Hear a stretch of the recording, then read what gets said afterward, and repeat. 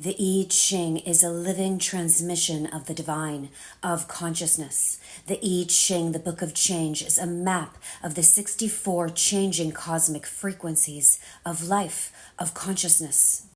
This is an ancient wisdom from thousands of years ago that was used to track and harmonize with the forces of nature in order to guide the people, an empire, a civilization. In the 1960s, humanity discovered the 64 genetic codons, our DNA. Magically, they have the same mathematical formula, the same exact geometry as the 64 I Chings. Every 6 days, the sun activates one of these 64 I Ching frequencies, which activates within us a corresponding genetic codon, which stimulates our consciousness, the theme of the life.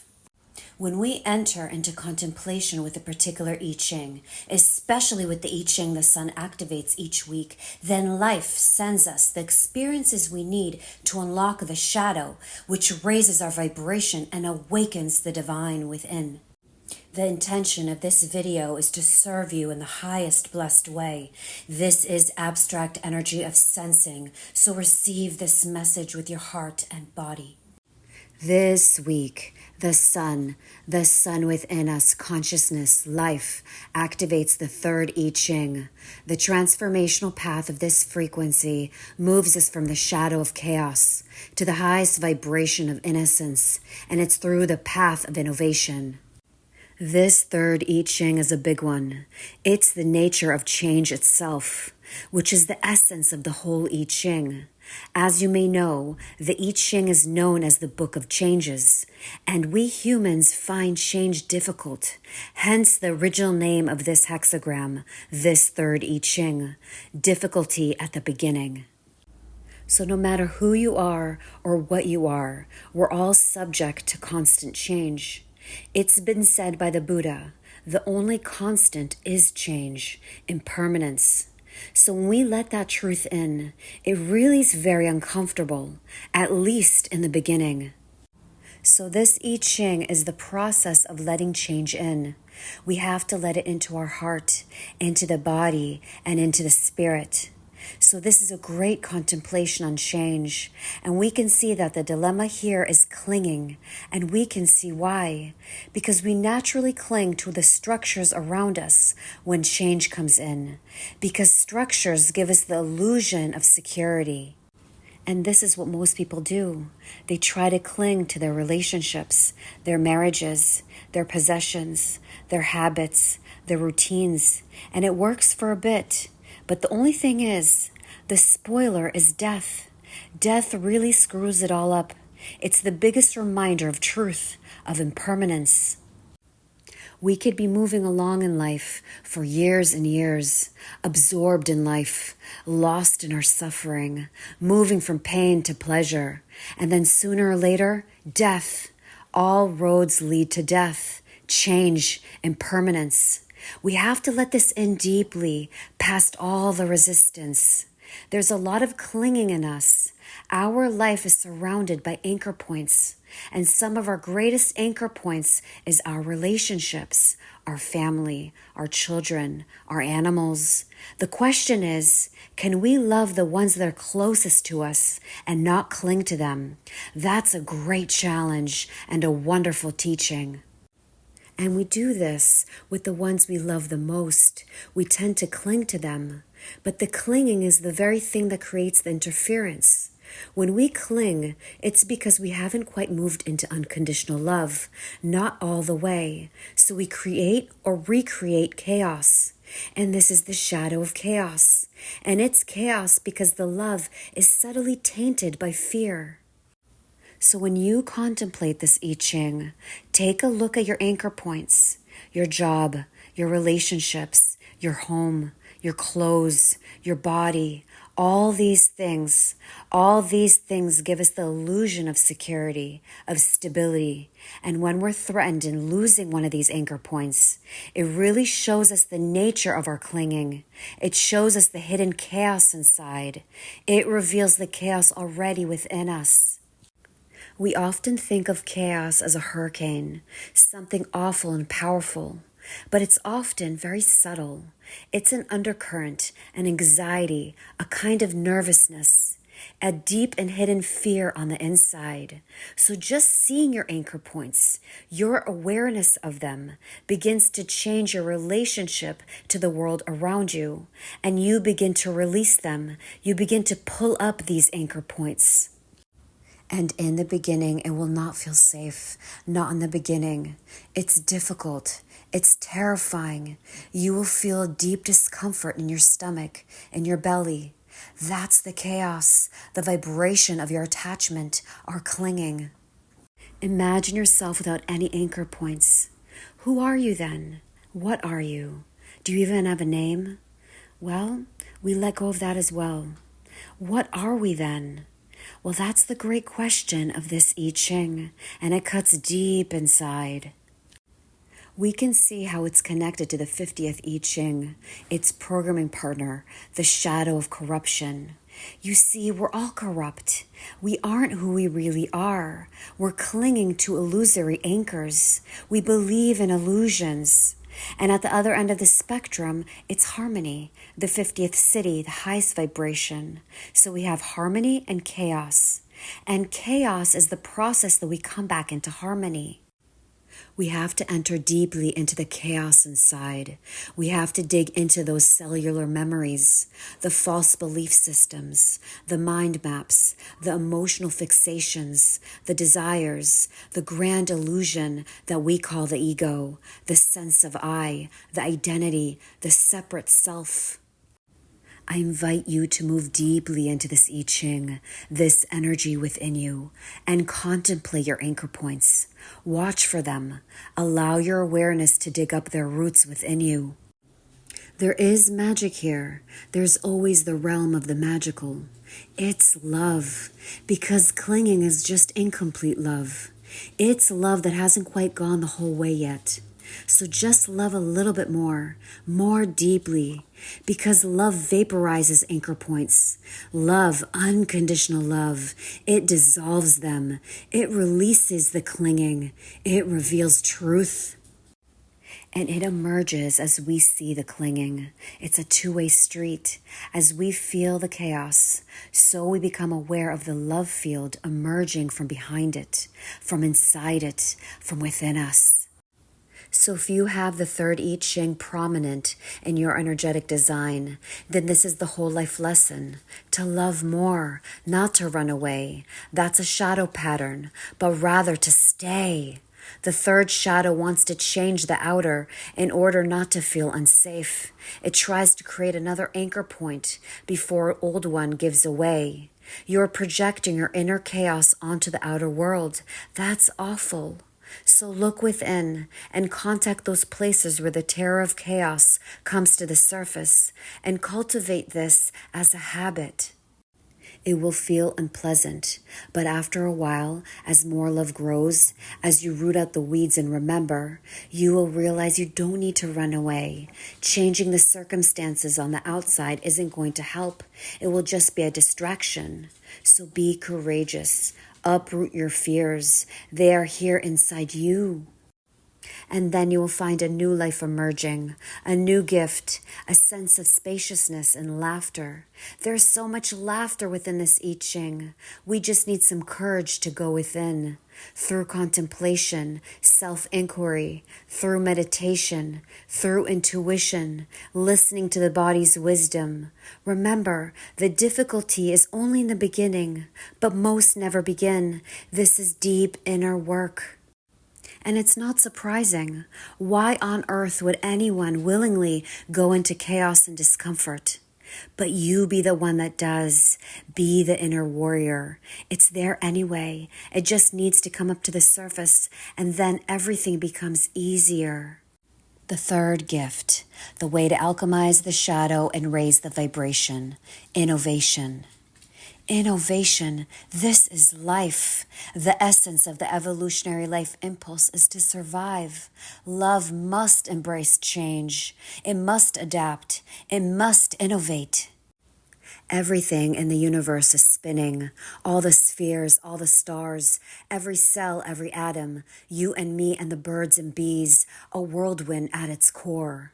As life breathes change into its lungs, it exhales innovation. This is a beautiful subject to contemplate and observe. Think about nature. This is where innovation comes from. If you cut something down in your garden, then immediately something else begins to grow there. Something adapts itself and springs up into that space. It's magic. It's a miracle. This may not be how you normally think of innovation, but this is how life works. Life needs to constantly expand and experiment, and then maybe make a breakthrough. A lot of innovations don't work. Think of all the innovations that fail. The very nature of innovation is to take that risk, to keep failing until it succeeds, hence the passing through the chaos phase. So the first thing about this third I Ching gift, we have to be okay with chaos. We can't be freaked out with chaos. If you don't embrace chaos, if you resist it, then you will have a very difficult life. And this is why the third I Ching has a lot to do with the inner child, with children, because the child embraces chaos so effortlessly. And we adults all have a child within us somewhere. So the third gift is about reawakening the spirit of youthful play on the inside. And it helps to spend some time with children, especially if you have this I Ching in your energetic design or if you're contemplating it. The way a young child plays, it's so exquisite. Just observe them, especially if they're on their own. How free they are, how curious they are, how meticulous and random, how creative and imaginary. They magically get lost in the world of creativity and imagination, unconsciously innovating. Innovation, what it often does, is it takes something it has seen in the world and then it repeats it in a new way. And as it repeats it, it stumbles spontaneously on a new idea. And this is exactly how the DNA replication works. Because mutation in the body are innovations. Some might call them mistakes, but that's just adding a judgment. They're simply changes. So what makes a successful innovation as opposed to an unsuccessful one? Well, think about it. In the body, innovation is going on there all the time. The miracle of the body has come about because of innovation. Cells dividing, subdividing, splitting, replicating, trying out new patterns, and so on and so on and so on. We are an evolutionary machine, and sometimes the innovations don't work. That's called cancer, for example. It's the cutting edge of the innovation. And yes, it can eventually kill the organism. But if we give life enough time, it will eventually work out how to create an immortal body. An individual body are its experimental grounds. If some die along the way, that's part of the price that evolution has to pay to perfect itself. We have to realize then, this is what evolution is doing. You may think it's random, but most people who have studied anything in depth will tell you that there is a magical order to everything in the universe. It's as if life consciously has a goal in mind, and it is relentless pursuing that goal. It's the same with an acorn. Think about an acorn. It has a goal, a pattern it works towards, and it innovates and innovates. And if the conditions are right, it will eventually become an oak tree. And that's you, and that's life. Life is that acorn. It has a hidden plan, and that plan is to perfect itself, to attain physical mortality. That is the body's ultimate plan, really. Something to contemplate. And you know what? The only way to get there is by coordination, by working in harmony. And that's the problem with these cancer cells. They go against the whole. Well, that's on one level. In the bigger picture, you can say they provide the key, because life needs to know how not to do something, so it can then be successful and have a bigger breakthrough. The secret to innovation is coherence, consistency. You have to create a pocket of coherence in the midst of the chaos. And when you do that, then you bring order to the chaos. And the more coherence you create, the more organized the cosmos become. And the order already exists within the chaos. Just as the city, the highest vibration, exists within the shadow, or the oak tree within the acorn. Innovation is the unfolding mechanism. It looks random, but it isn't. It's all following a pattern and a timing. So how do we apply this to life? How do we create this coherence around us? The two ways that work best for me is first, love the body. And I mean really love and honor the body, bringing your awareness to the body and its needs moment by moment, making it your foundation, the lover of life, a love affair with the body. And second, get in touch with an ideal inside you, because the ideal is where we're heading. So contemplate the cities, the highest vibrations. Contemplate them over and over, just as the acorn contemplates the oak tree through its tiny innovations. The third city, the highest vibration, innocence. Innocence, the utter joy of play, of filling the void with your dance, with your voice, with your presence. There are two innocence. There is the ignorant innocence, like a newborn baby, which is what we usually think of as innocence, the creature that expresses its beauty without its awareness of itself. And then there is wise innocence, the old man or lady whose heart and mind is opened up again after a long search and much pain and suffering. And this wise innocence and ignorant innocence, they are the same innocence. They are in the same field. The city is in the shadow. The only difference is awareness. The wise innocence has come full circle, and it's why grandparents and grandchildren have a strong bond, and it's why little babies sometimes look like old people, and why old people often become childlike again. What about the rest of us in the middle? Well, we are the journey. We are the passage. And you don't have to wait until you're old to be wise. Wisdom isn't dependent on age. Wisdom is dependent on love, deep love, unconditional love. How deeply can you love? How far can you expand your love into the meadows of life? Life is an unraveling. It's already complete, even though it's still in the process of unraveling. Yes, both can be true, the beginning and its end. Can you be awake in the dream in the middle? The ancients called life a play, which suggests both theater and playfulness, and both are needed. You know the ending, but you also don't know how it's going to get there. That is the mystery. That is the beauty. That's the play. I empower you this week to create space, get to higher awareness, notice your thoughts, feel all the sensations fully that come up in the body. Shine the light of awareness to any chaos or confusion from within. Feel it deeply. Breathe in, breathe out. Remember, love yourself and choose to be blessed.